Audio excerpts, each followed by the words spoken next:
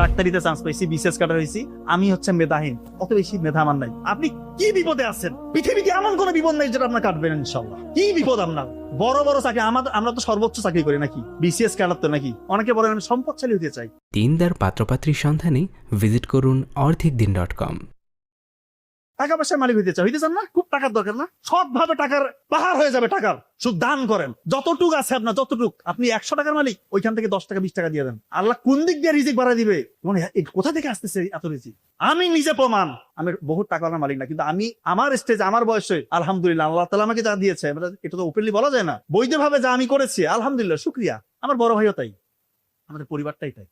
আপনার দান করেন, গোপনে দান করেন। আর ফজরের আগে উঠে চোখের পানি ফেলেন। এই কথাই সব জায়গায় বলি, চোখের পানি ফেলেন। আপনি কি বিপদে আছেন? পৃথিবীতে এমন কোন বিপদ নাই যেটা আপনার কাটবেন ইনশাল্লাহ। কি বিপদ আপনার?